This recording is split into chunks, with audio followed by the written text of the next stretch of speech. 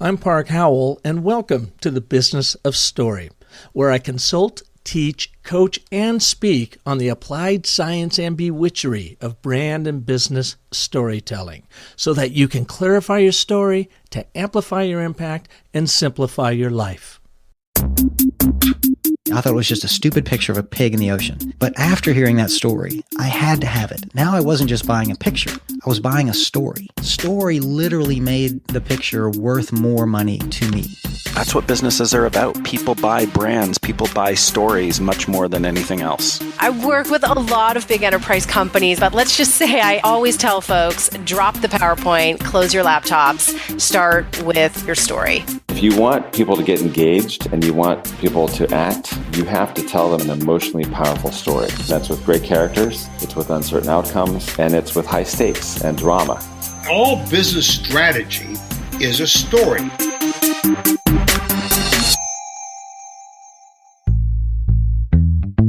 How woo-woo does it sound if I tell you we're all made of stardust? Well, I suppose it depends on the messenger, right? I mean, if I'm some bead-bedazzled, transcendental mindfulness coach smelling of Julie, it might sound a little out there. But what if I had my doctorate in astrophysics and I've spent the past 10 years of my young, distinguished career studying the solar system? It might sound a little bit more down to earth, so to speak. But ultimately, how do you make people care about the amazing findings science brings us, as it literally opens up our understanding of the universe on so many levels? How do you create context for complex subjects that captivate our divided, hurried attention? That's exactly what our guest will examine on today's Business of Story. In early December, space scientist Dr. Gina Halabi reached out to me about presenting a Business of Story masterclass at Cambridge University. She had been listening to one of our episodes that featured a local London band called CC Smuggler, and she said, "Hey, those guys played right around the corner from me. I think I'll call Park." And that's all it took. And man, am I glad she did. It took me only a few minutes to hear Dr. Halabi's story, and I knew you needed to hear it too. From growing up in a village in the Lebanese Republic to being the first Ph.D. astrophysicist to graduate from the American University in Lebanon to teaching at Cambridge University, Gina's story is pretty much, well, out of this world.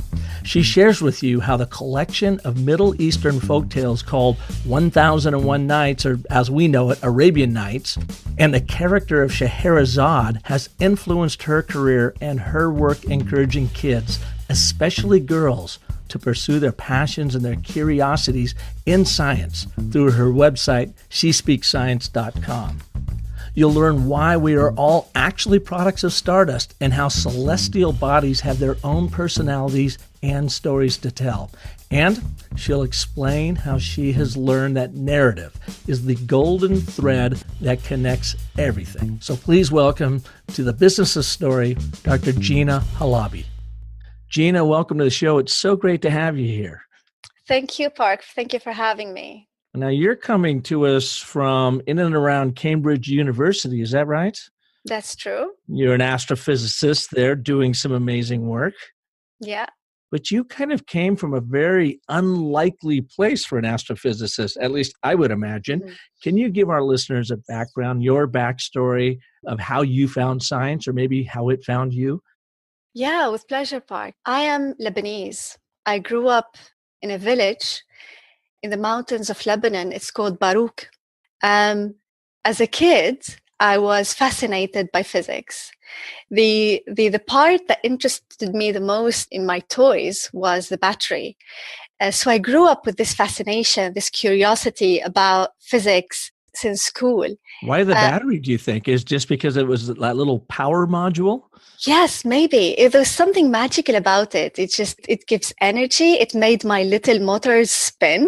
In my bag, I used to have this dark blue bag, and it was big. I couldn't see my books inside. So I put up these little lights in my bag and using like little lights and batteries. So it was fascinating for me to just experience all this. It was new. It was exciting. And I wanted to discover how things worked, I suppose.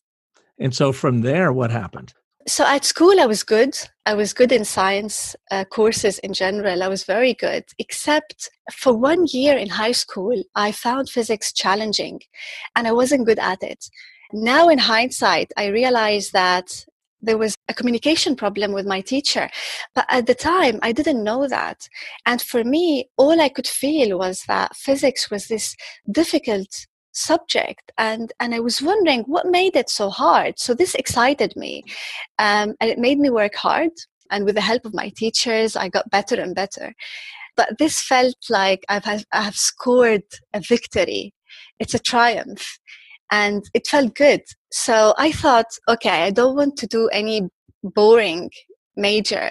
I thought what would really make me feel good and what's really exciting for me is to do something that I find hard and challenging. So this is how I ended up doing physics in college. So you started with physics in college because it was really hard for you in high school, and so you were able to overcome it, and then that made you just want to go after it even more. Absolutely. Absolutely. Because it was a challenge and I could overcome it. I enjoyed it. I enjoyed this challenge.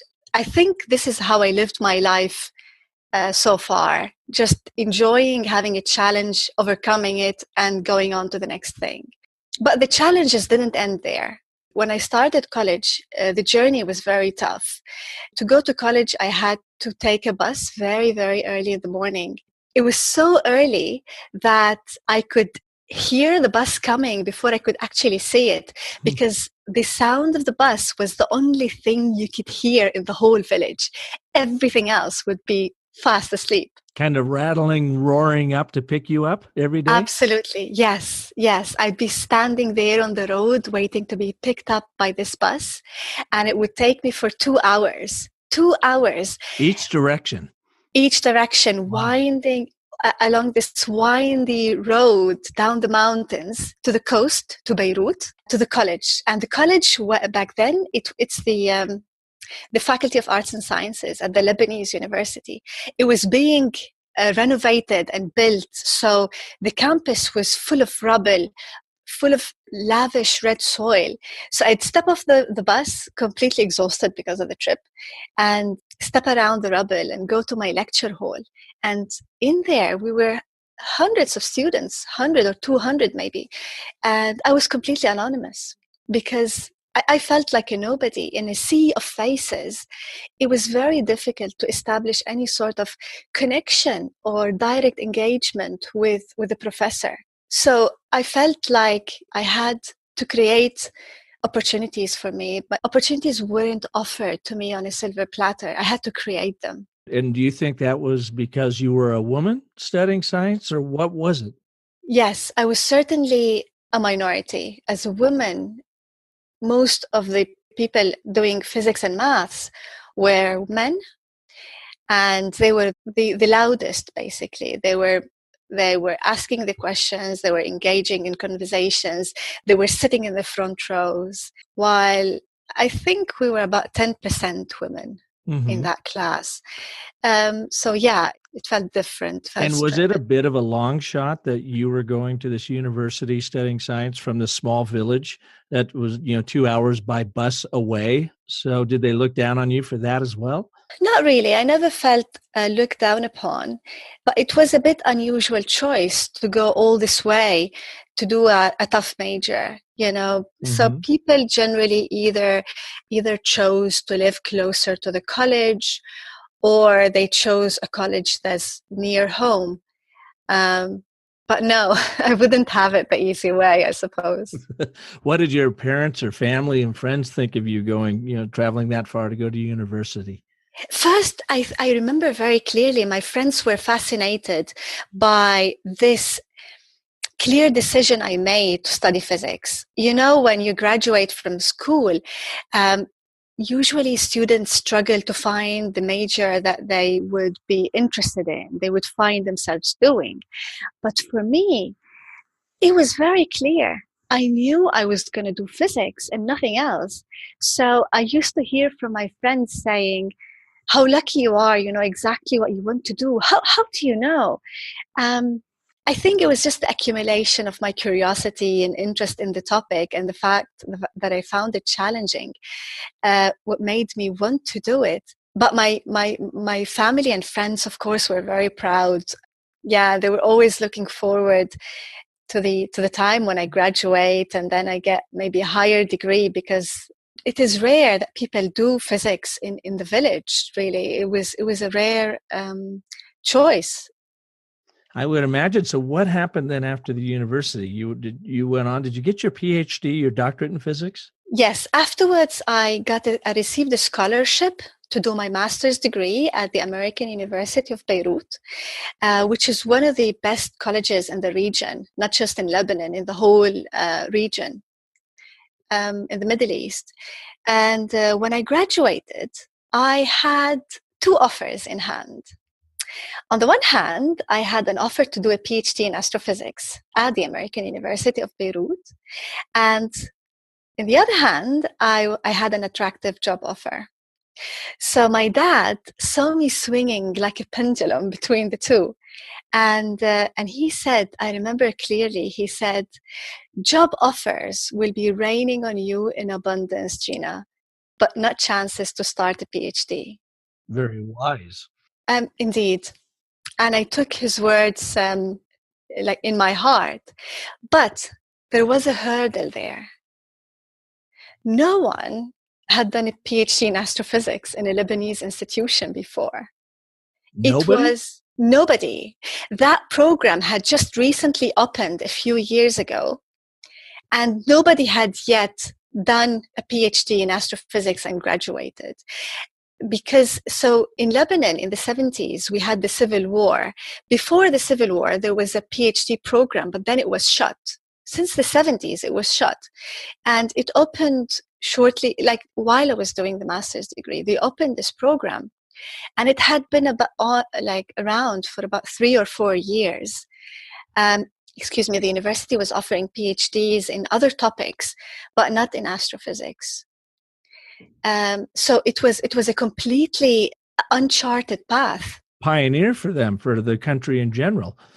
Yes, yeah, I'm happy that I could do it. It was a track that has never been trodden before, and I was happy to take on that one extra challenge. Mm-hmm. This was the excitement for me. And by the way, what was the job offer that you passed up to be one of these pioneering PhD, physicists? So I had a master's degree, and with a master's degree, I could get a job offer as a teacher, a physics teacher, in one of the nearby Arab countries. It was in Kuwait. Okay. And the school was very prestigious. So it was very attractive, but you chose this other path to go ahead and get your PhD. Then what happened? I took the plunge, and I obtained an astrophysics PhD in astrophysics. That is the first made in Lebanon PhD. I graduated in 2015, and I'm still the only one to this date. There are PhD students trying to finish up, but nobody has graduated yet. I think what contributed to me having a successful PhD is the connections I built with the Western world, because I was in Lebanon doing a PhD in astrophysics, while astronomy and astrophysics was happening. Really, the hub was in the West, in Europe, in the United States, in Canada, in Australia as well, of course, and all over the world. But I felt rather isolated, so I used to go a lot to conferences to talk to people. I love talking to people and speaking about my research and making connections and building collaborations. So I managed to get my PhD. And shortly afterwards, I worked for a while as a lecturer at the American University of Beirut. And shortly afterwards, I received an offer to be a research scientist at the University of Cambridge. And here's where I am now. And how long have you been there? 3 years and 4 months. Yeah. Oh, exciting times. Now, you have given us the story about becoming a scientist and a PhD astrophysicist. Mm-hmm. How about the storytelling side? Because you've got a website, shespeaksscience.com, that is all about storytelling. So how does story go hand in hand with what you learned on the science side of life? I think stories are at the heart of the science. Science is a journey of solving problems and overcoming challenges, and it's rife with stories and exciting ones, especially me doing astrophysics. My work basically is studying how stars evolve. And you know, Park, that we have an emotional connection to stars. Our own DNA has a stellar lineage. The elements that form life as we know it, including our own bodies, are made in stars. So there's already this lovely story, this lovely connection with the topic I'm studying. So story is I find it everywhere in my research. So we're fascinated by stars. We want to learn about them. So we observe them with telescopes, and then we analyze their light. Sometimes we see things we do not predict. Something stands out as peculiar. It would be perhaps a peculiar chemical feature, like the nitrogen would be too high, or the carbon we see on their surfaces would be too low. Something that is not predicted by our theory, by our theoretical models. So you see a problem, yeah, you see a conflict. Something comes up, and you need to solve it, because this is how we can understand how elements form in the universe, and this is how we understand how the chemical abundances in the universe evolve. So, but don't you just settle or figure that out, or try to solve for that just using your logical brain and doing the math and doing your physicist exactly. stuff on it? But where does story Absolutely. come into that problem solving? So you have a problem and you try to solve it, and you try to understand, like you go back to your theory and you see, okay, so how am I dealing with this? What are the elements that need to be rediscovered or revisited to explain it? Sometimes you realize that a star on its own lives a different lifestyle from when it has a companion, just like human beings. Sometimes it has more than one. So this is how we advance our knowledge. The way I arrived at storytelling is has a bit of a funny story. So I was doing research in Cambridge. I was doing astrophysics, and I was also always interested in doing social impact, because my work being so much out of this world, like literally, I lacked impact on the planet. So I did science communication, I did public engagement, I gave public talks, and also I'm active in gender advocacy. This is an acknowledgement to my duty as a role model towards school children, whether in Lebanon, back home, or around the world. So I thought, what is the common denominator between these three things, between my science, the social impact, and inclusivity, gender equality? How can I bring them all together? And the answer was, Park, storytelling. And, you know, as a Lebanese, storytelling isn't alien to me. Well, that's what I was going to ask you. Did you grow up in very much of a storytelling family? I did, yes. My father was a great storyteller. He's no longer with us, but he used to tell us about his childhood, his adventures as an entrepreneur. What kind of work was he in? He was a merchant, and we had a factory to produce the alcoholic beverage of Lebanon called arak. Arak? So he had arak. How do you spell that? Arak. Arak. Okay, cool. Yes, so he made that, and yeah, he sold it all over Lebanon. But before that, he traveled a lot. He lived in Mexico, he lived in Spain, and he had all these adventures. He had his own restaurant in Mexico, and he had an adventurous life.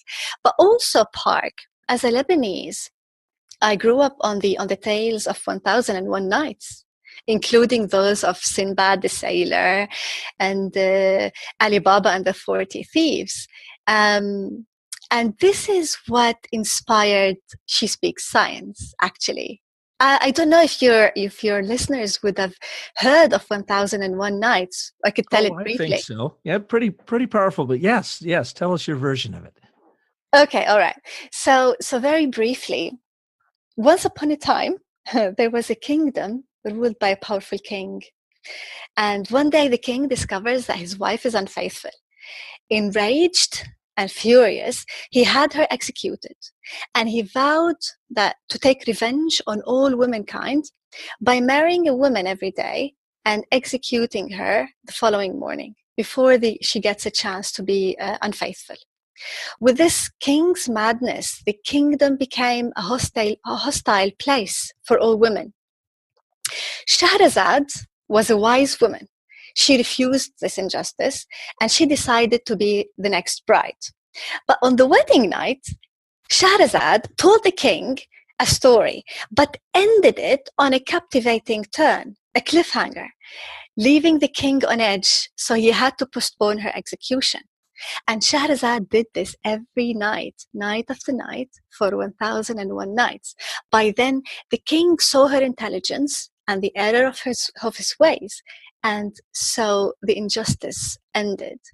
In today's world, what I feel is that there's this towering force of injustice that denies women opportunities in science, and we see it everywhere in many different ways. And like Shahrazad, I think that by sharing with the public, engaging stories about our science, about our journey, about our research, and owning these stories, we can become visible, we become heard, we become role models. And this, I very strongly believe, can bring equality and justice for women in science. So I started shespeaksscience.com, and the vessel through which the stories are told is Shahrazad. When did you make that connection between Scheherazade and what you've experienced and seen in science and gender equality? When did you make that initial connection and start using it? So it came to me really very gradually. So first I was doing the science. I lacked the feeling of having impact on society. So I started getting engaged with the public. So I was giving talks, but then I thought I want to do more of this, to have some sort of continuation to these talks instead of parachuting into a school or a club or an event and giving one-time talk and try to inspire the kids to do science. I thought, how about I do something that stays? So I thought I'd start writing stories about science. STEM, what we call STEM, which is the science, technology, engineering, and math, Mm-hmm. is very important. So it's important to encourage the kids to be doing STEM for the innovation and economy of our countries, really, because our societies are getting increasingly dependent on technology, and we need to foster a generation of STEM students to continue to innovate. So we need to make science relevant and sexy. So I thought I could use story to breathe life into my science communication. And this is how I started writing on She Speaks Science, writing stories. It's a blog, and these are like blog posts or stories on that blog. And I write stories about my advanced astronomy research, really.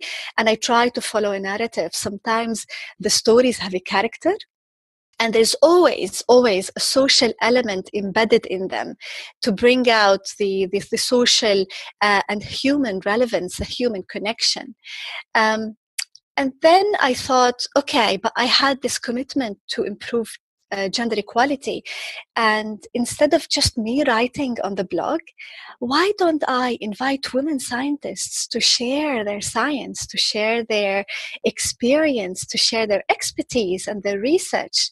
So now I'm very glad that we have a community. The blog has grown, and I have guest contributors from Iran, from the United States, from Chile. They're all doing fantastic research.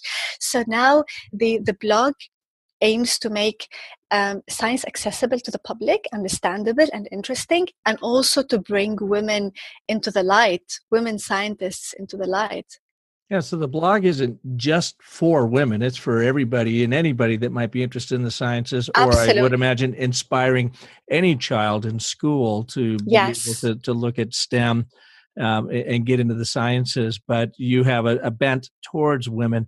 Can you take us to a time when you realized that story was going to work for you, and maybe one of the first few stories that you told that really connected, and that's when you said, aha, I'm onto something? One of the first stories I wrote is called Starlight, the Muse, Compass, and Human Rights. I started writing this post and trying to think of I have a feeling that always in my storytelling, and when I coach other researchers about storytelling, I feel that the most important thing is to establish, to contextualize the research, to bring out the why. Why do we do this? Why is it relevant to society? Why is it relevant to the human beings, to the society reading it? So I was thinking about stars not just as models that I create on my computer, but also as a muse that have fascinated people, affected traditions, inspired stories. The starlight that has acted as a compass. It facilitated navigation on land and in the seas. And it's not just the research that I do about stars, but also the fact that starlight is a human right, which we're losing now. Many kids have not seen the sky in all its glory because of the light pollution. So I felt that I'm enjoying this, because even to me, being completely immersed in my research, sometimes I lose connection with the beauty of it all. So when I started writing about them, this fueled my excitement to be studying them even more. And I started to pull out in my stories the various things. One is the relevance to human beings. Why should they? I've been doing astrophysics and research on stars for about 10 years now. The money that funds my research is the taxpayer's wallet. And I'm thinking, why should they care about funding my research? So this is the genuine importance of communicating our research, trying to explain why it's important. And story helps bring out the why. Why should we care? Why is it relevant? And as I wrote stories on my blog, I started seeing more and more the why coming out. In another blog post, for example, I talk about the stars and their dietary requirements. So I try to bring in science in general, and in astrophysics in particular, these things are so fascinating because they're so far away. And what I try to do through my stories is make analogies with something that people could relate to. So in this one story, for example, I make a connection between our taste for food. Like if I offer you now a menu with various different food types, you would pick specific ones, according to your taste. Sure. So similarly, when light passes through the star's atmosphere, the gas and the elements in the stellar atmosphere pick out from the light spectrum of light specific parts which they like. Just like you'd like pizza over chicken, for example, they would prefer the red part of the spectrum, of the light spectrum, more than the green part. So when light reaches us, it comes to us missing these bits. And then because we know what each element likes or its taste, we know what is in the atmosphere of these lights because they've eaten it. We know from what's missing what has eaten it. And this is how we identify, for example, the chemistry on the surface of the star. So this is another post, like where I try to come up with an analogy. Also, the guests who contribute always embed a social element in it, whether it's about solar energy and sunburns, or a very good colleague and friend of mine from Chile.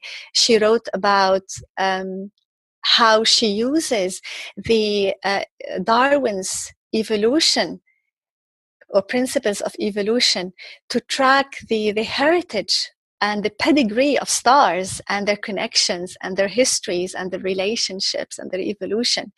So you see, Park, when we are trying to bring out the story out of our research, we try to see these patterns. We start connecting these dots and making these connections, which is just fascinating. Well, and you've got to make it, I imagine, so the rest of us non-astrophysicists can understand what you're talking about and actually care what you're talking about. Exactly. How often in your line of work, though, do you come up against other, very, very bright scientists, astrophysicists, and they default to the logic, to the numbers, to that, left brain science, and they have a hard time communicating and connecting with people? And then how do you overcome that in your world? Because I imagine you come across that a lot. I've seen it in my own work at ASU and some of the PhDs there that sort of look down on storytelling and saying, oh, that's a soft skill or that's a gimmick. It doesn't really work, but it really does. Yes, absolutely. You're very right, Park. Throughout my work, I noticed that scientists sometimes lack story, although it's embedded in the very core of their work. When we embark on an adventure trying to solve a problem, this is story. Yeah, we have a certain setting, we have a problem that we see, and a solution we come up with. It's in the structure of the papers we write. We also set the scene, say what the problem is, say what the method we use to solve the problem, and the solution we came up with. So the story is there, but sometimes it's not very evident to people. And like you said, exactly like you said, and what Randy Olson once said, also, who was on your show, and I really like his work. He said there's a story phobia in the science world, because when we say story, people think it's a very subjective, emotional thing, which is not true. Story, in my opinion, story is the structure, the narrative. As someone I know very, very beautifully put it, he said, it's the golden thread that connects all these elements together. And when I used to go to conferences, and I still do, sometimes I'd watch people give talks, and I do notice that there's this thread that connects the points, which is lacking. And I've come to realize that sometimes a person can be a very good scientist, but they're not necessarily very good in communicating their science and being a good speaker. And I realized that scientists need story for three things. One thing is to differentiate themselves, like you would say, Park, to set the brand for themselves, their personal journey, their personal brand, which is what you help people bring out. Like, how does their personal journey and history and stories and scenes make us different? When a scientist is giving a talk, a scientist is standing in the spotlight on the stage, but their personality and their personal journey remain crouching in the darkness.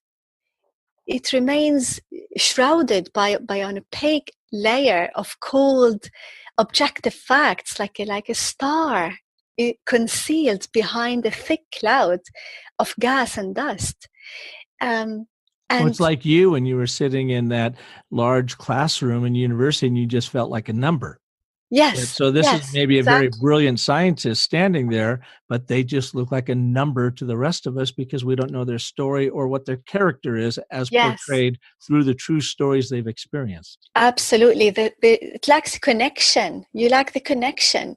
But I think this is what makes us so removed and detached from our societies sometimes. Scientists may seem to the public that they're removed. We may sound robotic sometimes. We can sound boring sometimes. But what I feel, Park, is by weaving little personal stories and experiences into our scientific endeavors should not discredit our objectivity. It should be appreciated as an attempt to make our science human, to make the scientific discovery more humane. So this is one reason I think stories is important for science, to differentiate, for differentiation. What makes us special as human beings? Yeah. You know, You had two others. What's the second one? The second one is communication, the communication with our own community. Like I said, narrative is embedded in the structure of science. We have a setup, we have a conflict, and we have resolution. This is the scientific discovery of a setting, a problem, and a solution. But I see that often scientists get carried away explaining the what, but they don't show the why. They don't emphasize what the problem is. Maybe sometimes we miss saying the bigger picture. Okay, why does this matter in the bigger picture? So also trying to figure out the ABT, which you so beautifully put as the DNA of story. And that's the and button therefore. She's talking about that Dr. Randy Olson found, and he talks about in his book, Houston, we have a narrative, Absolutely. why science needs story. Yes. Mm-hmm. Trying to bring out the problem and emphasizing the problem and the journey to solve it is at the heart of story. The third reason, I think, besides differentiation and communication with the community, is communicating with the public to humanize the science. I think the communication with the public should be comprehensible, should be clear and humane. It should be also contextualized. The world today is facing very serious problems like diseases and warmer climates and resource limitation, and to avoid the apocalyptic fate, people should know. To be able for people to know what scientists are talking about, they need to know why they should care. They need to understand what scientists are saying and also why they should care. And this is where stories come. Stories inform, inspire, they connect, and they build communities. And I think if we use the story as the base of our science communication, we can help build a more resonant public discourse. We can inform the public discourse and build trust between these communities, between the scientific community, between the public, as well as the policymakers. I mean, isn't that what it ultimately is all about? Whether you're in the science world, you're in the for-profit business world building a brand, or you're in the nonprofit business world out trying to have social impact, you have to build trust before anybody will do anything for you. Story is the vehicle to do that, because in story, when you are telling a real world story about something that's happening or has happened, to contextualize your point, you are essentially sharing a truth. A story is about sharing a truth that when you can finally get people to embrace that truth, trust comes from that, and then you can do the good work you're trying to do, regardless what profession you're in. Yes, absolutely. Absolutely. You're right. Yes. Yeah, it's so interesting too when you were walking through that, differentiate themselves, number one. So a scientist differentiates themselves by sharing, and I love how you talked about they're in the spotlight, but their whole character and personality is stuck back in the shadows. You want to bring that out so people can feel what your truth is, and build and start building that trust. Well, that's of course true in all organizations. So anybody listening this to grow their business, this is how the physics of stories work and why it works. And then you said communication to help build the community or within the community. So often scientists are talking about what they make versus why. And I can tell you, Gina, in the business world, I see this all the time, that business leaders will talk about what they do or what they make, not what they make happen in people's lives. What is the Yes. actual outcome? So we're all experiencing the exact same thing. And then certainly number 3 is it humanizes. Brands can be really sterile, stale things, especially if they're just, blathering on and on about features and benefits and functions and blah, blah, blah, versus finding the true stories, the real human impact they're actually having in the world that nobody can argue with. That's where that trust is. That's where that humanity is. And that's where you find truth in all of it. Absolutely. This is how you establish a connection. And I see it everywhere. And I love your show because the variety of your guests, they use story in their own way, doing their own thing. But what connects us all is this connection, this is establishing this deep resonance, building communities, which is fascinating. And you said it so beautifully. Story is the vehicle of trust. I really like that. And because I see this working in so many different ways, I became so passionate about it. So now I'm a mentor. I teach students and I mentor research projects, but I also consult and teach science communication, science communication and differentiation strategies, trying to overcome this story phobia. And it's very tricky, Park. I have to say, it's risky and unconventional for a scientist to present their personal journey in their science. And I've come to see that you cannot always do that. There are specific moments where you are able to shine light on that. With the students I mentor and I coach, I tell them that sometimes you have this opportunity. When you're networking, you can bring your background into the light. You can shed a light on your personal passion and journey and interest. Where you're coming from. In an interview, you can also do that. In a talk, though, Park, if you're giving a talk in a conference, you cannot include that.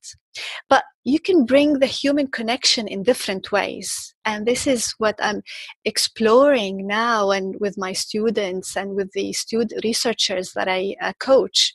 You can't always use story, you said, and I'm assuming yes. because your colleagues in science communities are out there, and I've seen this happen myself, sitting there cross-armed and like, oh, don't tell me a story, just get to the facts. How, if you can't use story, what are other ways that then you connect on a human level? Yes, I tell the students and the people I give workshops to tell the story behind their data. When they're showing their data can be very cold and very distant thing. But tell us, what is the story behind it? What is it about the data that that makes us want to know more about it? Tell us, how did it feel when you made this discovery? Was it too disappointing when you got this negative result? How exciting was it when you discovered that your method works or it doesn't work? So I think there's always room to reflect on the human feeling in this process of discovery. This is how you can breathe life into it. It won't discredit you to say that we did this, but we were disappointed because this led nowhere. So we chose the different path. People resonate with that. People feel you when you say that. And it doesn't discredit your fact in any way. So this is one way where you could tell the story behind the data, or what made you look at this data set versus another data set. It could breathe life into the story. So, Gina, when you are putting these narratives and stories together in science, do you follow a particular story structure or narrative structure to bring it together? In every talk I give or any story I write, I try to have a setting I try to show what the problem is and what the solution is. Now, when I write, I could try experimenting with different ways and techniques. For example, in here we're talking about my science communication. In my science communication, I try to embed the story in different ways. Sometimes I give the story a character, like I have a person in the story, and through their life experiences doing one thing or another, I bring out the science concepts. This is one way. In my science work, I always try to bring out clearly what the problem is and giving it weight. So, and this is also what I coach about when scientists need to give a talk, maintaining the connection between the ideas, whether it's a PowerPoint presentation, like maintaining the connection between the slides, or if it's a paper or a proposal for a grant, what is the line that can connect all of these ideas together? So the story structure is very much there. And when we present the problem, I always think that it has to have its own weight. Yeah, it's there. You give it some it's present. It's what I'm doing. You highlight the conflict, and the problem is what you're solving for, right? That's your whole purpose of being. Yes, absolutely. And Park, you cannot believe it. How many times I've sat through talks and then I've talked to the person afterwards. I say, okay, what was the point there? And they say, oh, there's this problem. I said, "Oh, there's a problem." Yes, I mean, I did not. That did not. Was Why not did you share that with us up top, huh? Yes. Mm-hmm. I was just having this conversation with my student earlier on. I said the problem you should throw it like a heavy thing that falls with a thud. Just put it there, let it sit, let the people hear it. Think about it, give it weight, give it like in a theater, like in a play, and then go on with it.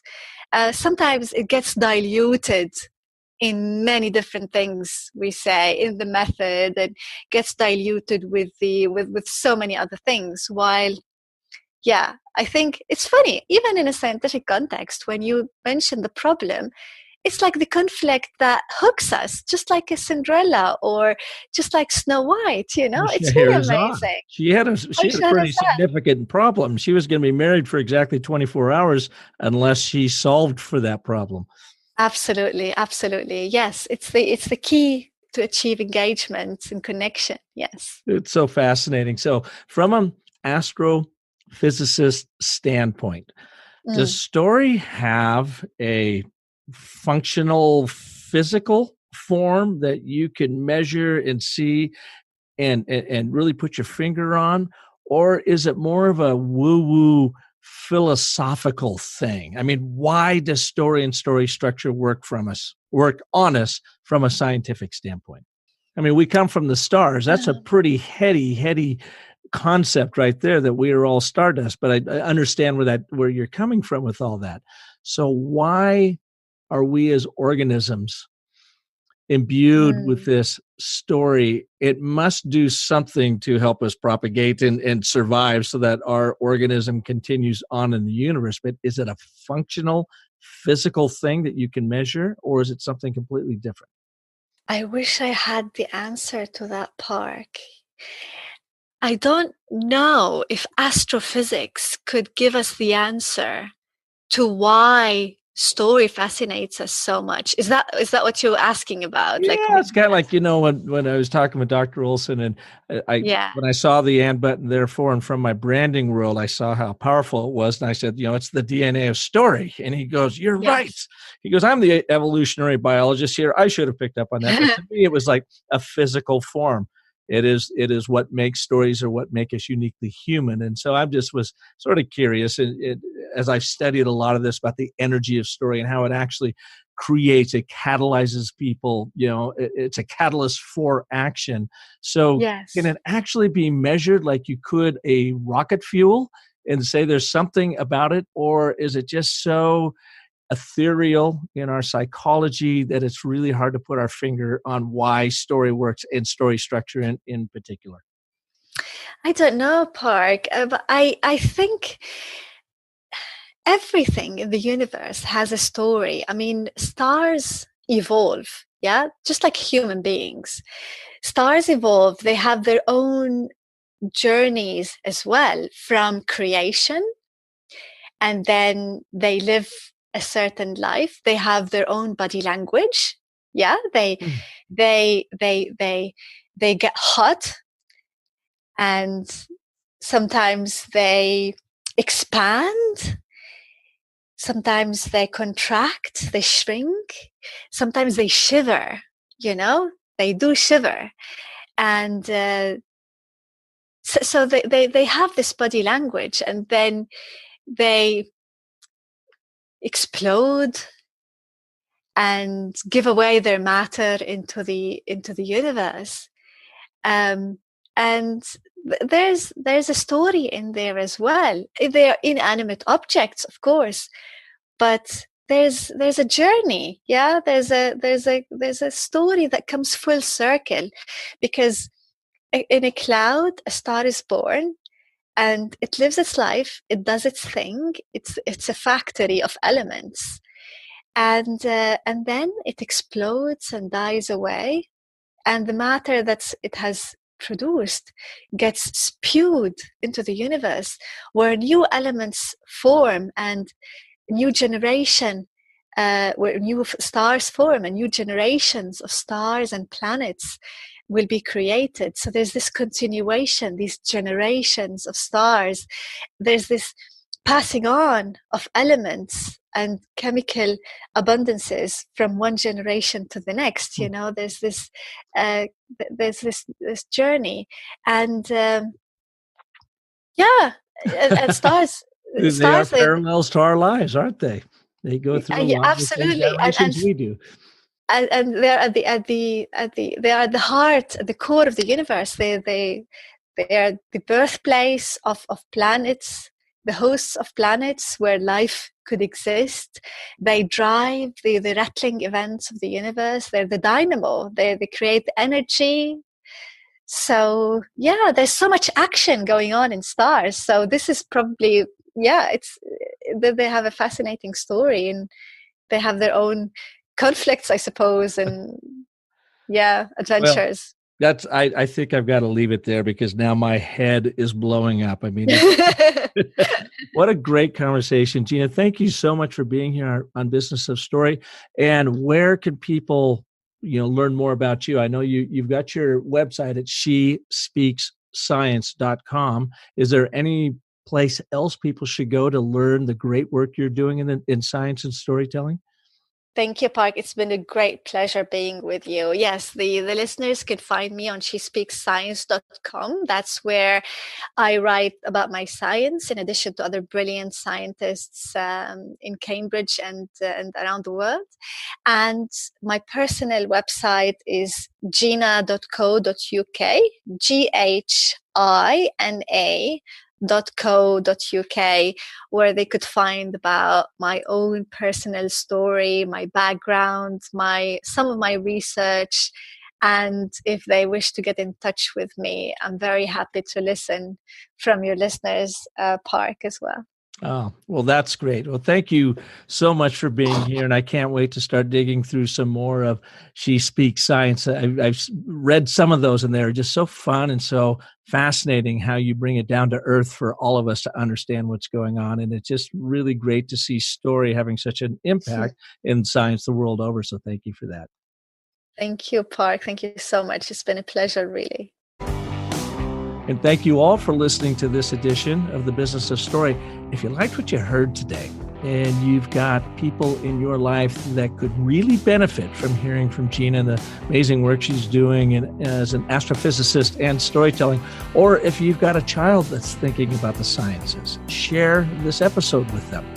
It's, to me, fascinating to see the energy of story, where it comes from, how it can bring us together, how it can divide us. I mean, story in its own right just has a nuclear power plant at its core. And when used well, you can literally nudge the world in any direction you choose. So use it for good and not evil. And of course, if I can be of service to you, please visit me over at businessofstory.com, where I have a ton of tools, tips, techniques, and talented people like Gina just waiting to share their wisdom around story with you. And until next week, when we'll have another amazing story artist like Gina, remember that the most potent story you'll ever tell is the story you tell yourself. So make it a great one. Thank you so much for listening.